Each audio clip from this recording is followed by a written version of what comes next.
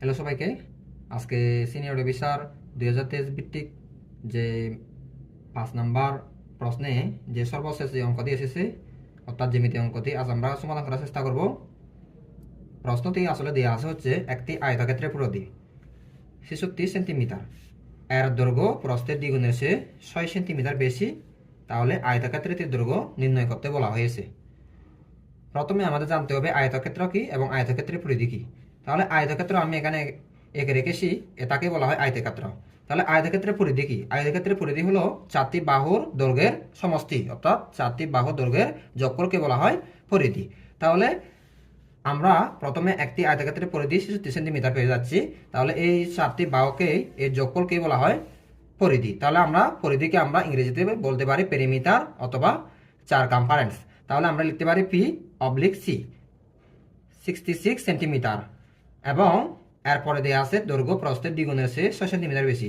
তাহলে নিশ্চয়ই এখানে দৈর্ঘ্য বেশি, প্রস্থ কম। তাহলে আমরা প্রস্থকে বি লিখতে পারি, বি ইকুয়াল লিখতে পারি আমরা x, এবং সবশেষে দেওয়া আছে দৈর্ঘ্য হচ্ছে প্রস্থের চেয়ে 2 গুণ বেশি এবং তার চেয়ে আরও 6 বেশি। তাহলে 2 গুণের চেয়ে 6 বেশি যেহেতু, তাহলে আমরা লিখতে পারি L ইকুয়াল 2x + 6, যেহেতু বি এর 2 গুণ, 2 গুণের চেয়ে 6 বেশি, এটাকে আমরা L ইকুয়াল 2x + 6 হিসেবে লিখতে পারি।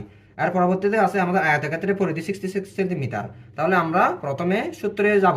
আয়তক্ষেত্রের পরিধির সূত্রটা হচ্ছে P equal 2 into L plus B, অর্থাৎ পেরিমিটার ইকুয়াল 2 ইন্টু দৈর্ঘ্য যোগ প্রস্থ। তাহলে আমাদের পেরিমিটার দেওয়া আছে কত? 66 centimetre equal to L plus দেওয়া আছে কত? 2x প্লাস 6 প্লাস বি মান দেওয়া আছে x। তাহলে আমরা লিখতে পারি or 66 equal to 2x plus 6 plus 6। তাহলে 2x এর সাথে x যোগ করবো আমরা, তাহলে আমাদের আসবে কত? 3x plus 6। আর পরবর্তীতে আমাদের দেওয়া আছে কি or 66 equal 2 into 3x 6x plus 2 into 6 12। তাহলে আমরা এখন পক্ষান্তর করব 6x equal 66 minus 12, that means 54। তাহলে আমরা লিখতে পারি x equal 9।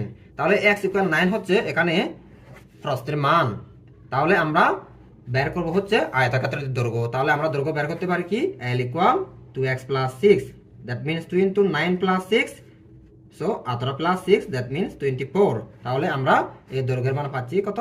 24। তাহলে এটা যদি 24 হয়ে যায় তাহলে এটা আমরা পাবো 24, এবং আমরা এই মান পেয়েছি 9 আর এদিকে পেয়েছি কত? 9। তাহলে 24 প্লাস 9 প্লাস 24 প্লাস 9 টোটাল যোগ করলে আমরা পাবো 66।